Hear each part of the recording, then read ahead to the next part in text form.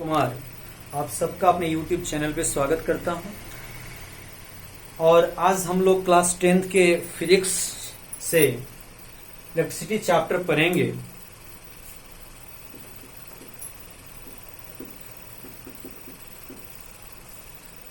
तो सबसे पहले हम जानते हैं इलेक्ट्रिसिटी क्या होता है। तो electricity is a branch of science that deals with electric current and it's effects.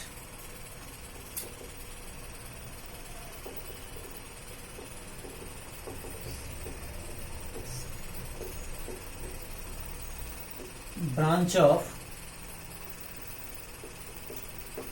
Science that deals with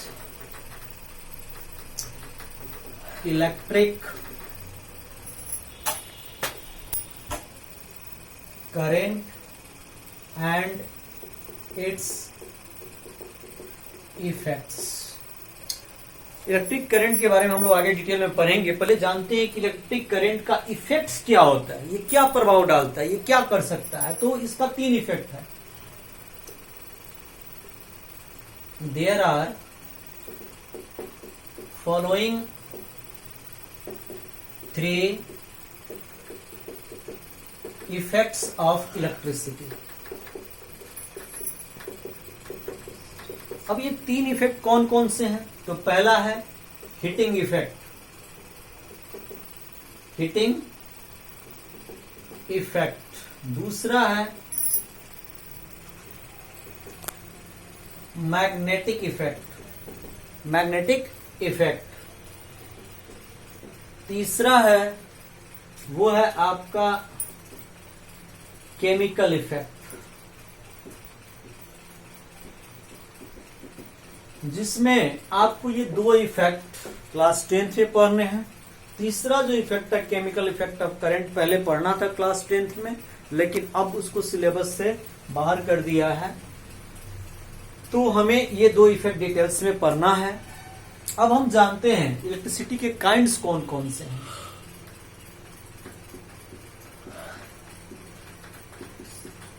electricity को 2 भागों में बांटा गया है, स्टैटिक इलेक्ट्रिसिटी और दूसरा है करंट इलेक्ट्रिसिटी। अब स्टैटिक इलेक्ट्रिसिटी को दूसरे नाम से भी जानते हैं चार्जेस एट रेस्ट। इसका ये दूसरा नाम है और ये है charges in motion. Static electricity में होता क्या है, जो चार्ज होते हैं, जो इलेक्ट्रिसिटी को कंट्रीब्यूट करते हैं, वो रेस्ट में रहते हैं। जैसे कि आप देखते होंगे कि आपने बाल में कंघी किया और कंघी करने के बाद उसमें भी करंट आता है, वो स्पार्क करता है, छूने पर थोड़ी सी झंझनाहट आती है। या फिर आप जाड़े के दिन में स्वेटर खोलते हैं तो वो करकट की आवाज आती है, स्पार्क भी करता है। तो वो स्टैटिक इलेक्ट्रिसिटी कारण होता है, ये रबिंग से पैदा होता है खास करके। और उसके बाद हमें करंट इलेक्ट्रिसिटी, जो इलेक्ट्रिसिटी हम लोग घर में यूज करते हैं, जिसको हम कंडक्टर के माध्यम से चार्जेस को एक स्थान से दूसरे स्थान तक ले जा सकते हैं, वो होता है हमारा करंट इलेक्ट्रिसिटी। स्टैटिक इलेक्ट्रिसिटी के बारे में हम थोड़ी बहुत जानकारी रखना चाहिए, हालांकि सिलेबस का पार्ट नहीं है, बट थोड़ी बहुत जानकारी आप रखेंगे तो आगे आपको समझने में अच्छा रहेगा। तो पहले हम पढ़ते हैं स्टैटिक इलेक्ट्रिसिटी के बारे में।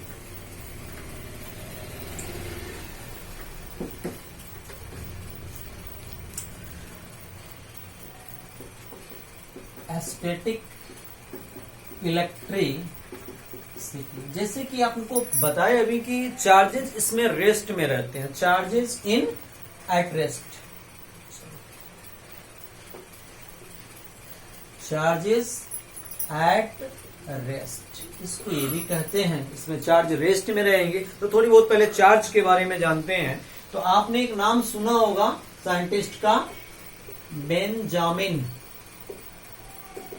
फ्रैंकलिन। इन्होंने बताया कि चार्ज जो होता है वो 2 तरह का होता है। एक होता है पॉजिटिव चार्ज और दूसरा इन्होंने बताया कि होता है भाई नेगेटिव चार्ज। आप भी जानते हैं नेगेटिव चार्ज या दो तरह का चार्ज होता है, इसको रिप्रेजेंट करते हैं और इसको रिप्रेजेंट कर रहे हैं माइनस में, नेगेटिव हो गया, CHRG चार्ज हो गया। अब क्या होता है, पॉजिटिव चार्ज को इन्होंने किस तरह से डिफाइन किया, तो इसको देखते हैं किस तरह से इन्होंने पॉजिटिव चार्ज को फाइंड आउट किया। तो ये देखते हैं इन्होंने क्या किया कि एक ग्लास रॉड ले लिया, ग्लास रॉड इन्होंने एक ले लिया और इन्होंने इस ग्लास रॉड को क्या किया कि सिल्क के कपड़े से, ये सिल्क का कपड़ा है कोई, ये सिल्क क्लॉथ है, सॉरी इसी में लिख देते हैं हम ताकि आपको दिक्कत ना हो, SIL के सिल्क का कपड़ा से इन्होंने क्या किया, ऊपर नीचे खूब रगड़ना शुरू किया। जैसे मान लीजिए कि ये ग्लास रॉड है तो इसको इस तरह से रगड़ना शुरू किया उन्होंने, है ना। और ये बताया, देखा कि इलेक्ट्रॉन्स जो होते हैं वो ग्लास रॉड से निकलकर एक सिल्क क्लॉथ में आते हैं। तो इस तरह से ग्लास रॉड पे कौन सा चार्ज हो जाएगा, पॉजिटिव, चूंकि उससे इलेक्ट्रॉन निकल रहा है, और सिल्क क्लॉथ पे कौन सा चार्ज हो जाएगा, नेगेटिव। तो उन्होंने बताया पॉजिटिव चार्ज क्या होता है, they charge required by a glass rod when it is rubbed by a silk cloth। ये इन्होंने बताया कि ये ग्लास रॉड को जब हम रगड़ेंगे क्या चीज से, सिल्क क्लॉथ से, इसको फिनोमेना हम बाद में बताएंगे कि क्यों ऐसे चार्ज होते हैं, क्योंकि ऐसे करेंगे तो वीडियो बहुत बड़ा हो जाएगा। तो इसको शॉर्ट में ही मैं समझा रहा हूं, ज्यादा इसको इलस्ट्रेट नहीं कर पा रहा हूं। दूसरा होता है आपका नेगेटिव चार्ज।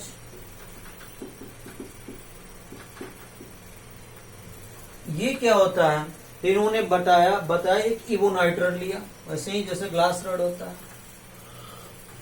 ये क्या लिया, इवोनाइट रॉड, ये भी इवोनाइट रॉड।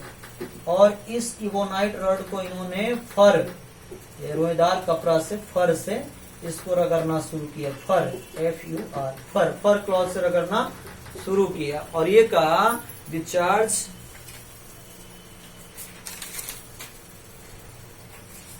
इन्होंने ये बताया कि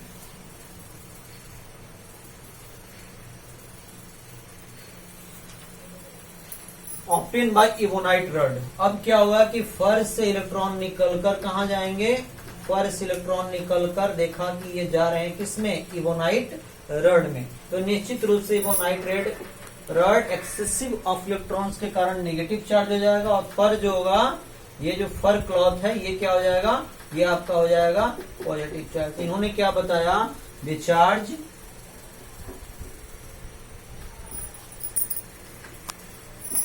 obtained by an ebonite rod when it is, अब इसको सही कर लेंगे, when it is rubbed by fur cloth is called negative charge. इसको नेगेटिव चार्ज इन्होंने बोला, है ना। तो आप ये समझ गए कि ग्लास रॉड को जब सिल्क से रगड़ेंगे तो ग्लास रॉड जो चार्ज रिक्वायर करेगा, जो ऑब्टेन करेगा, उसको बोलेंगे हम पॉजिटिव चार्ज। और जो इवोनाइट रॉड को हम फर से रगड़ेंगे, फर क्लॉथ से रगड़ेंगे, जो रोएदार कपड़े होते हैं, तो जो चार्ज इवोनाइट रॉड ऑब्टेन करेगा उसको बोलेंगे नेगेटिव चार्ज। ये तो हमने चार्ज के नेचर को जान लिया, और फिर आगे बढ़ते हैं हम।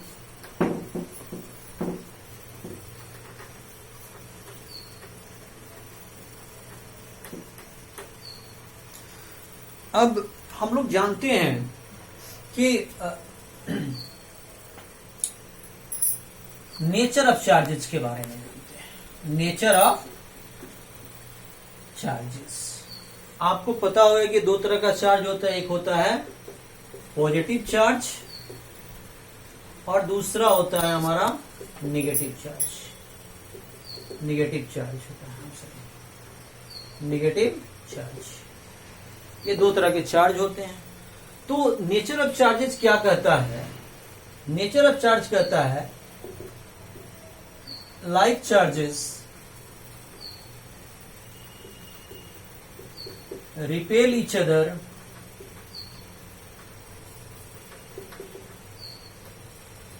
while unlike charges attract each other।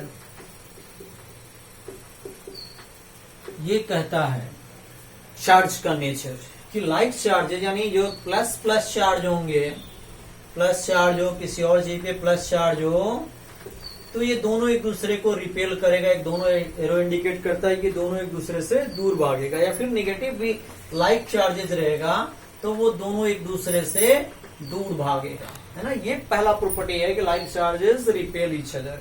और दूसरा प्रॉपर्टी कहता है कि अनलाइक चार्ज या तो इधर प्लस हो जाए इधर माइनस हो जाए तो दोनों एक दूसरे की तरफ आना चाहेगा, अट्रैक्ट करेगा।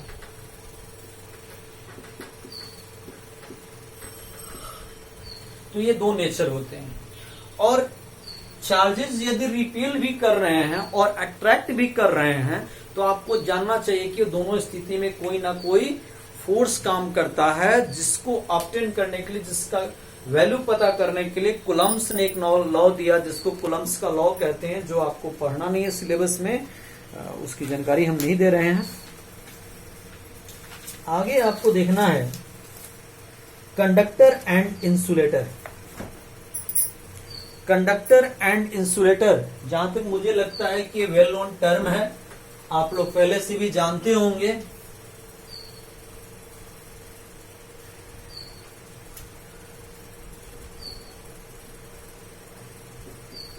कंडक्टर एंड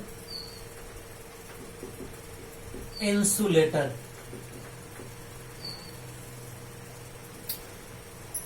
देखिए जितने सब्सटेंस है या तो कंडक्टर है नहीं तो इंसुलेटर है। कंडक्टर वो होता है जिससे होकर इलेक्ट्रिसिटी पास कर सके, इजिली पास कर सके। इंसुलेटर वो होता है जिससे होकर करंट पास नहीं कर सकता है। तो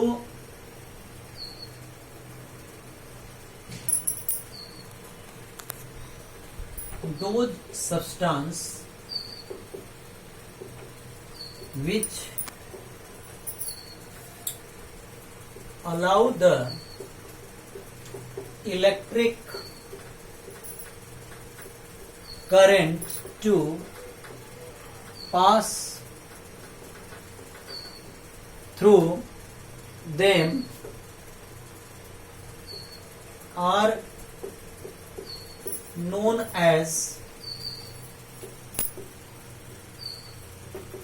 कंडक्टर्स। अब मेटल्स जो होते हैं वो कंडक्टर होते हैं। मेटल्स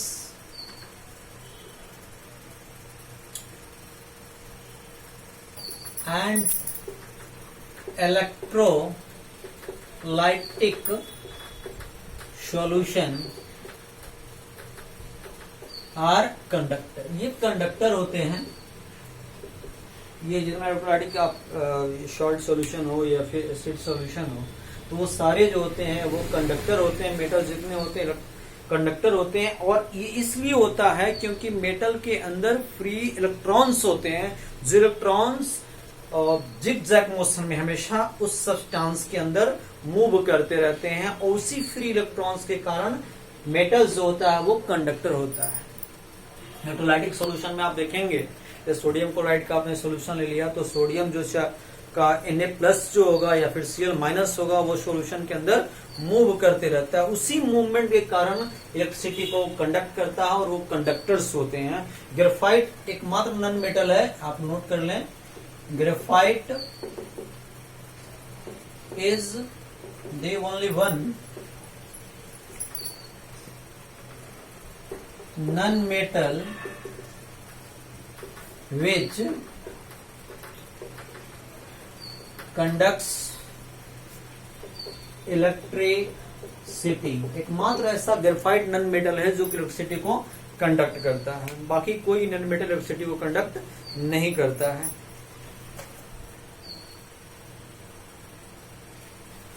फिर पढ़ते हैं हम इंसुलेटर। इंसुलेटर उसी के तर्ज पे मैं डिफिनेशन दे रहा हूं। दो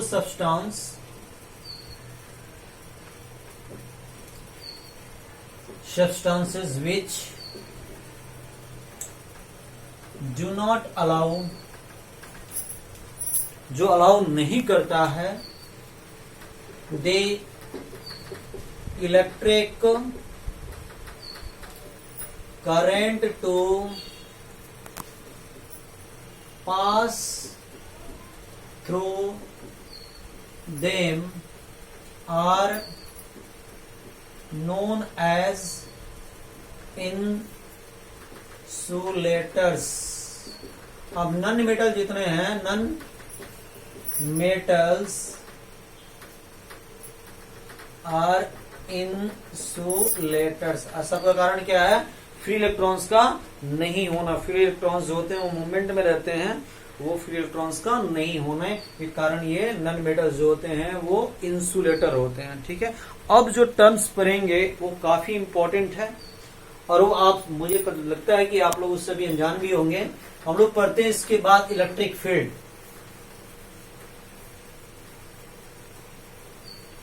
अब यहां से आपको अपने 10th क्लास के सिलेबस को पढ़ना है और वो जो काफी इंपॉर्टेंट टर्म्स हैं, जैसे हो गया आपका पहला इलेक्ट्रिक फील्ड। अब देखिए, थोड़ा बहुत आपको मैं बता रहा हूं, जिन चीजों से आप जानते होंगे, जिनसे आपकी परिचय, उसके माध्यम से मैं इलेक्ट्रिक फील्ड को समझाने की कोशिश कर रहा हूं। जैसे आप कोई मैग्नेट को ले लें, ये हमारा मैग्नेट हो गया, इसका एक N और S, नॉर्थ और साउथ पोल हो गया।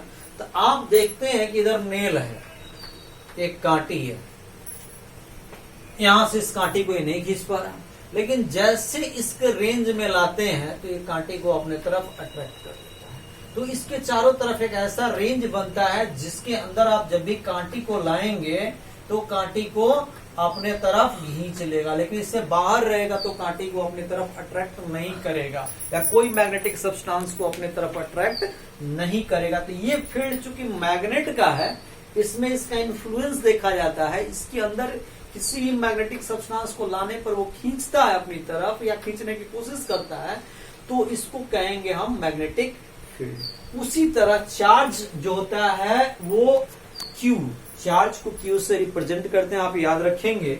Q कोई पॉजिटिव चार्ज है, तो अब इसका क्या होगा, एक फील्ड होगा, ऐसे ही सर्कुलर फील्ड होगा। उस फील्ड के अंदर यदि आपने ऐसा पढ़ा कि नेचर ऑफ चार्जेस, आप किसी पॉजिटिव चार्ज को, स्मॉल पॉजिटिव चार्ज को लाएंगे तो इसको क्या करेगा, रिपेल, धक्का देकर बाहर निकाल देगा। और इस फील्ड के अंदर किसी निगेटिव चार्ज को लाएंगे तो स्वतः ये चार्ज उसको अपनी तरफ खींचेगा।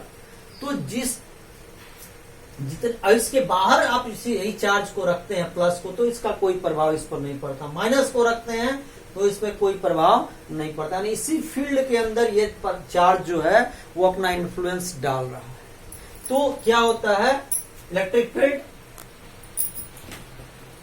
दे circular region in which a charge has its influence।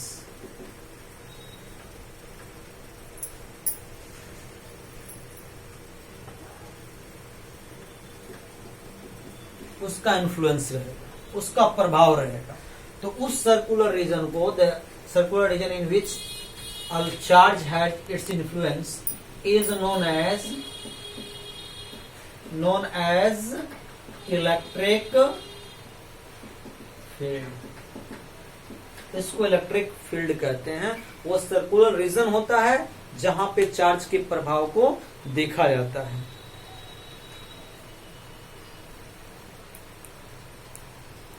अब इसके बाद हमें पढ़ना है इलेक्ट्रिक पोटेंशियल, जो बहुत इंपॉर्टेंट टर्म है परीक्षा के ख्याल से, आपने एग्जाम के पर्पज से, it is a very important term, and that is electric potential.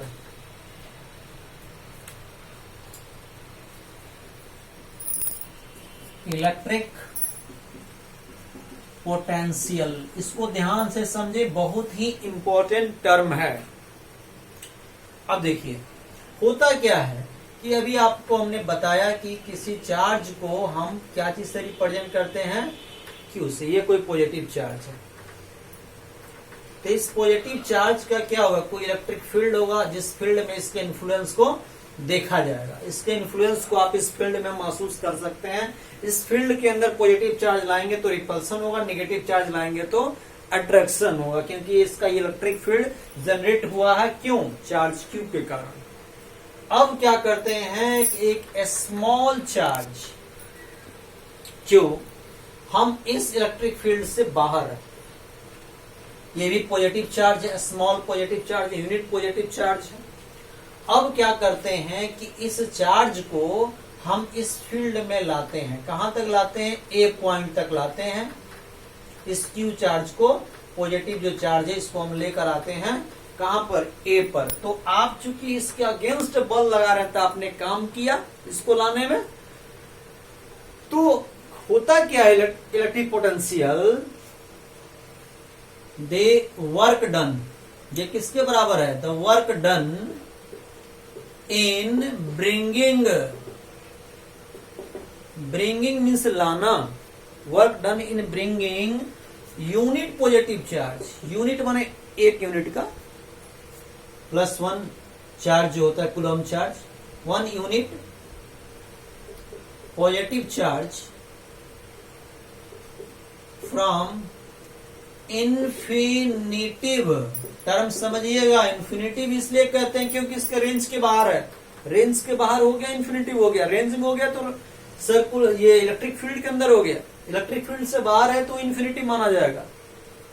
From infinitive to a point in an electric field, कहां से, इन्फिनिटिव से कहां लाना है, टू ए पॉइंट इन एन इलेक्ट्रिक फील्ड। इन्फिनिटिव से किसी इलेक्ट्रिक फील्ड के पॉइंट में लाने पे जितना आपको काम करना पड़, चुके आप बल लगाइएगा, रिपल्सन का बल काम करेगा, ये इसको रिपेल करेगा, लेकिन आप जबरदस्ती उसको पकड़ के ला रहे हैं इस फील्ड में, इसलिए आपने काम किया। और जितना आपने काम किया यूनिट पॉजिटिव चार्ज को इन्फिनिटिव से इसके फील्ड में लाने में, उसी वर्क डन को हम लोग कहते हैं इलेक्ट्रिक पोटेंशियल, या इलेक्ट्रिक पोटेंशियल। ओके, और आगे लाइएगा तो आपने और ज्यादा काम किया। मान लिया आपने बी पर लाया तो और ज्यादा आपने काम किया, जितना नजदीक लाइएगा उतना ही आपने काम किया, है ना। फोर्स आपका लगा और डिस्प्लेसमेंट भी बढ़ गया, तो W बराबर एफ होता है। इस नाते जितने आप दूर लाइएगा, जितने इसके करीब लाइएगा, उतने ज्यादा आपने बल लगाया, ठीक है। अब हम ये जानते हैं कि इलेक्ट्रिक पोटेंशियल जो होता है वो होता है वर्क डन बटा चार्ज। ये आप फॉर्मूला याद रख लें। इलेक्ट्रिक पोटेंशियल को V द्वारा रिप्रेजेंट करते हैं, और V बराबर होता है वर्क डन बटा चार्ज को Q द्वारा रिप्रेजेंट करते हैं। ये हमारा एक फॉर्मूला प्राप्त हुआ, V equal to W by Q, work done by charge. ये हमारा फॉर्मूला प्राप्त होता है। ये एक स्केलर क्वांटिटी है। अब पता करते हैं इसका यूनिट क्या है, यूनिट ऑफ इलेक्ट्रिक पोटेंशियल। तो यूनिट निकालना आप लोग जानते होंगे, या फिर यहाँ पे जान लीजिए। हम ये फॉर्मूला यूज करेंगे, यानी क्या हो जाएगा, unit of V equal to unit of W बटा यूनिट ऑफ Q। अब आपको पता है कि हमें यूनिट ऑफ V पता करनी, पोटेंशियल पता करना है, तो यूनिट ऑफ W क्या है भाई, वर्क डन। वर्क डन का क्या होता है, जूल, और ये चार्ज का कूलम्ब, यानी जूल पर कूलम्ब, जिसे हम लोग क्या कहते हैं, वोल्ट, जो बहुत परिचित टर्म है। यानी इलेक्ट्रिक पोटेंशियल का अल्टीमेट जो यूनिट हमें प्राप्त हुआ वो वोल्ट हुआ, है ना। फिर आपसे ये पूछा जाता है define 1 volt, definition of volt ये भी पूछा जाता है, ये आप याद रखेंगे। डेफिनेशन ऑफ वोल्ट, वोल्ट को क्या कैसे डिफाइन करेंगे। मान लीजिए कि आपने 1 कूलम चार्ज को, अब आपने क्या किया, देखिए यहां पे फिर से देखिए ध्यान से, ये आपने क्यू चार्ज है, पॉजिटिव चार्ज है, इसका इलेक्ट्रिक फील्ड है। आप यहाँ पे 1 कूलम का कोई चार्ज है, ये क्यू चार्ज है जो इसका वैल्यू कितना है +1 कूलम। इसको आप ला रहे हैं इसके इलेक्ट्रिक फील्ड में इन्फिनिटिव से, और यहाँ पे लाते लाते आपने वर्क डन जो है 1 जूल कर लिया। यहाँ पे लाया बस वर्क डन कितना हो गया 1 जूल हो गया। तो आपने वर्क डन कितना किया 1 जूल। तो हम मानते हैं कि यहाँ पे चार्ज कितना है भाई, तो 1 कूलम का चार्ज है, मान लेते हैं। अब वर्क डन आपने कितना किया, तो वर्क डन हमने 1 जूल किया। तो V बराबर कितना होता है W/Q, W/Q। यानी आपने क्या काम किया, तो 1 जूल/1 कूलम यानी 1 वोल्ट आपने वर्क किया। यानी इसका डिफिनीशन क्या होगा, इसको कैसे डिफाइन करेंगे, तो मैं यहां डिफिनीशन लिख दे रहा हूं।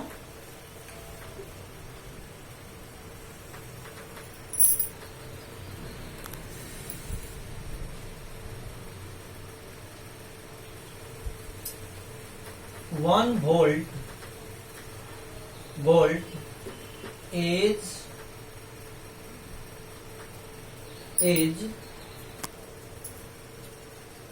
equal to the work done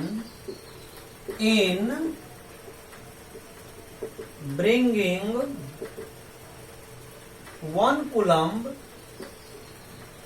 charge in an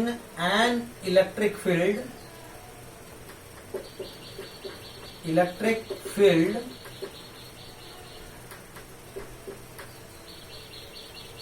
work done in bringing is equal to work done in bringing 1 coulomb charge in an electric field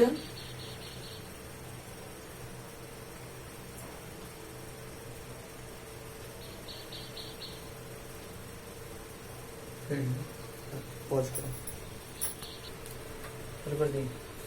is equal to the work done in equal to the work done in when 1 joule work is done, 1 joule work is done in bringing 1 coulomb charge in an electric field। कह रहा है कि 1 volt is equal to the work done। 1 joule जो होता है वो किसके बराबर होता है, उस वर्क डन के बराबर होता है जब हमने क्या किया, 1 जूल वर्क किया क्या चीज में, 1 कूलम चार्ज को इन्फिनिटिव से इलेक्ट्रिक फील्ड में लाने में जब हमने 1 जूल काम किया, तो कहेंगे कि 1 वोल्ट है। और यहाँ पे जब वोल्टेज काउंट करेंगे तो आपको क्या देगा 1 वोल्ट, क्योंकि आपने क्या किया 1 कूलम चार्ज को इन्फिनिटिव से इलेक्ट्रिक फील्ड के इस पॉइंट पे लाकर 1 जूल काम किया। उस स्थिति में जब आप W को काउंट करते हैं तो 1J/1C यानी 1 वोल्ट, यानी यहाँ पे आपको 1 वोल्ट प्राप्त हो जाएगा। तो ये आप समझ गए इलेक्ट्रिक पोटेंशियल क्या है, बहुत ही इंपॉर्टेंट टर्म है।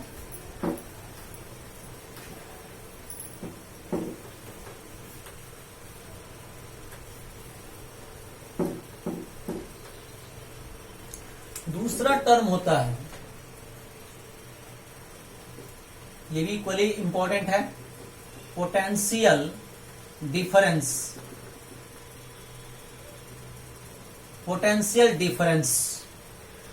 आपने ये देखा कि इन्फिनिटी पे लाने पे यहाँ पे आपने काम किया। मान लिया कि आपने ए पर लाया तो आपने काम कितना किया भाई, WA काम किया। बी पर लाया तो आपने काम किया कितना किया, WB किया।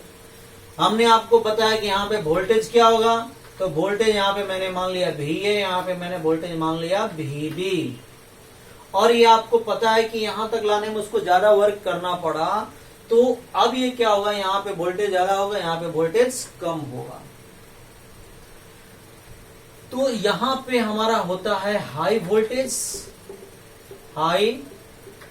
वोल्टेज और यहां पे हमारा होता है ए पर लो वोल्टेज, क्योंकि यहां पे पोटेंशियल आपको कम है यहां पे पोटेंशियल के तुलना में, इसलिए यहां पे होगा हाई वोल्टेज और इसके कंपेरिजन में यहां पे होगा लो वोल्टेज। क्योंकि आपने यहाँ पे वर्क डन कम किया है, वर्क डन कम करेंगे तो पोटेंशियल भी कम हो जाएगा, क्योंकि आपको पता है potential equal to work done बता चार्ज। तो आपने ये देखा पोटेंशियल जो होता है वर्क डन का डायरेक्टली प्रोपोर्शनल होता है, चार्ज तो कांस्टेंट है, उसी चार्ज को आपको लाना है। तो वर्क डन यहाँ पे वर्क डन जानते हैं W/Fs होता है भाई, तो फोर्स तो आपने लगाया ज्यादा और डिस्प्लेसमेंट भी ज्यादा हुआ, इसलिए यहाँ पे आपका वर्क डन ज्यादा हुआ। वर्क डन ज्यादा होने के कारण यहाँ पे पोटेंशियल भी ज्यादा हुआ। तो पोटेंशियल ज्यादा नहीं हाई वोल्टेज, पोटेंशियल जहां पे कम वहां पे लो वोल्टेज। पोटेंशियल डिफरेंस क्या है? It the difference between two voltage या two potentiality in an electric field. किसी इलेक्ट्रिक फील्ड के अंदर दो पोटेंशियल का डिफरेंस है। It is a difference between two potentials in an electric field. Electric field के दो पोटेंशियल के बीच का ये डिफरेंस है। अब देखिए ये ओबियस इस डायग्राम से कि डब्ल्यू बी जो होगा वो ग्रेटर देन क्या होगा डब्ल्यू ए होगा, और इस कारण क्या होगा कि वी बी जो होगा वोल्टेज वो वी ए के से ज्यादा होगा, यानी ए पॉइंट पर वोल्टेज कम होगा, बी पर ज्यादा होगा, क्योंकि हमने ज्यादा वर्क किया है। यानी हम देख लें तो ए पर एट ए क्या होगा, एट ए पर हमें भी जो प्राप्त होगा वो प्राप्त होगा W/Q, यानी भी ए प्राप्त होगा।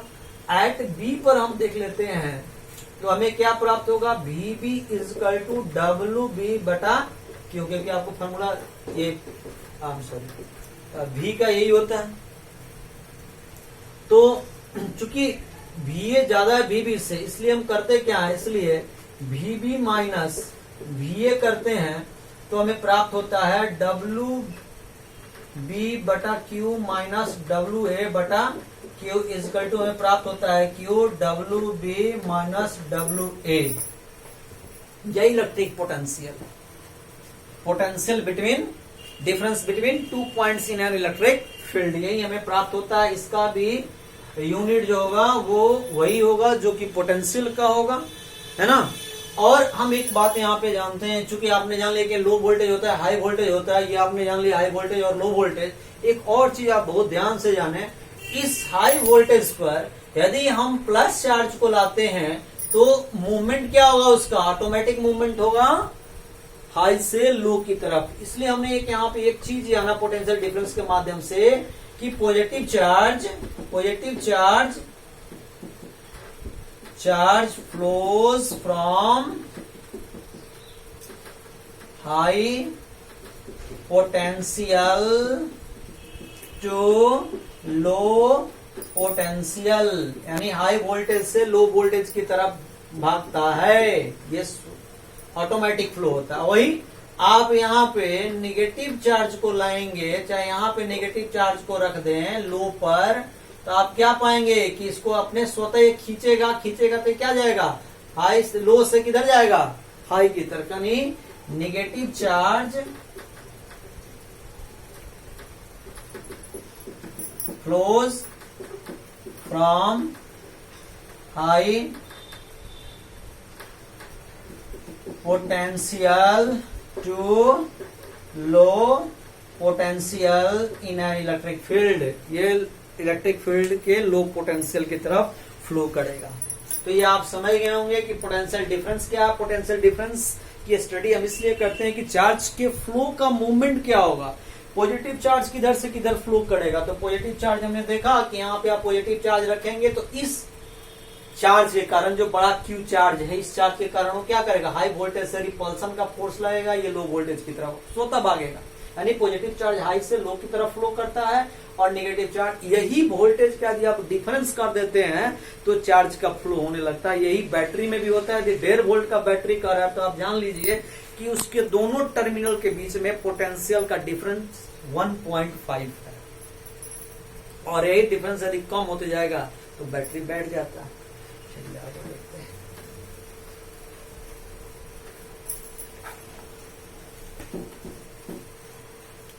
मेजरमेंट ऑफ इलेक्ट्रिक पोटेंशियल आप पढ़ते हैं। मेजरमेंट ऑफ इलेक्ट्रिक पोटेंशियल, इसको कैसे मापते हैं? तो इसको एक डिवाइस से मापते हैं जिसको हम लोग कहते हैं volt meter. Volt meter is used to measure electric potential. इसके बारे में थोड़ा और जानना है। It is always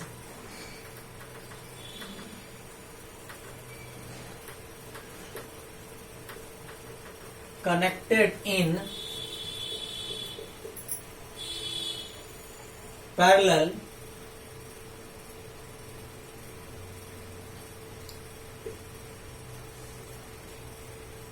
across the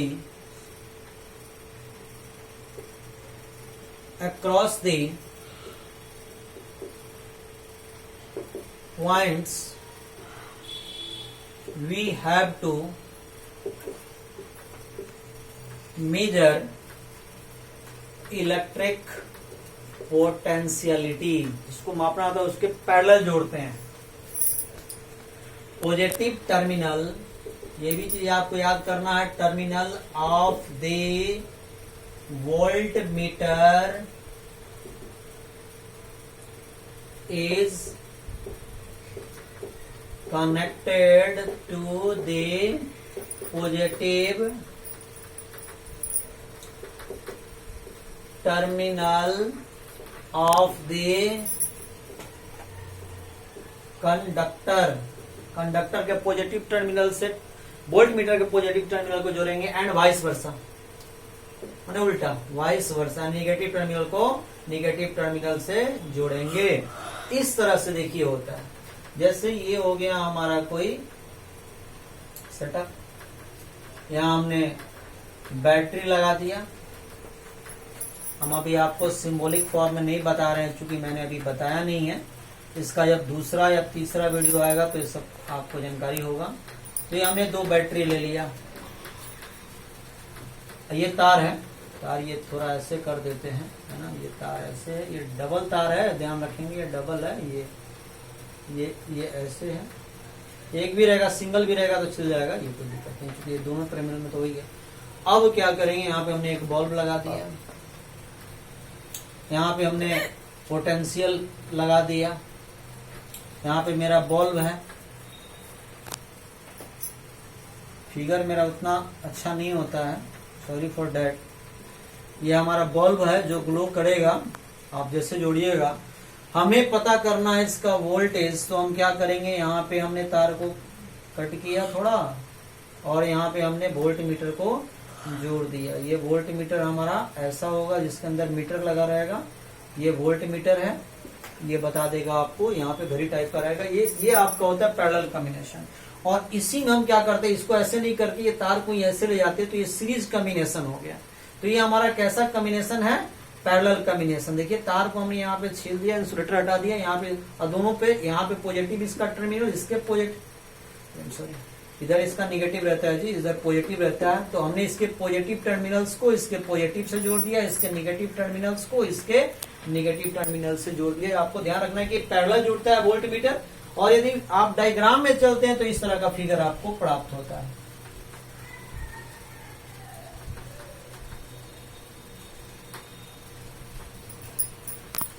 इस तरह के डायग्राम आपको प्राप्त होगा। कहीं स्विच एक लगा दीजिए, जलते रह जाएगा। अब ये पॉजिटिव से नेगेटिव की तरफ इलेक्ट्रिसिटी का फ्लो होता है, ये भी मैं आपको बताऊंगा। तो ये हमारा बल्ब हो गया। अब हमको पता करना है तो हमने इसको यहाँ से तार को छीला, यहाँ से तार को छीला और यहाँ पे हमने क्या किया कि वोल्ट मीटर को हमने जोड़ दिया। ये हमारा पैरेलल कॉम्बिनेशन होता है। आप देखो ये पॉजिटिव होता है, ये निगेटिव होता है, ये आपको सब बताया जाएगा। तो इधर पॉजिटिव है तो इसका एक पॉजिटिव टर्मिनल पॉजिटिव से जुड़ गया, इधर का नेगेटिव टर्मिनल इसके नेगेटिव टर्मिनल से जुड़ गया और ये ग्रेजुएटेड होता है। यहाँ पे ये जो दिखाई देगा आपको, ये वोल्ट मीटर है, ये वोल्ट मीटर है। इस तरह से होता है, वोल्ट मीटर की कॉम्बिनेशन करेंगे। तो ठीक है, आज इतना ही, बाकी के आगे की वीडियो में। धन्यवाद।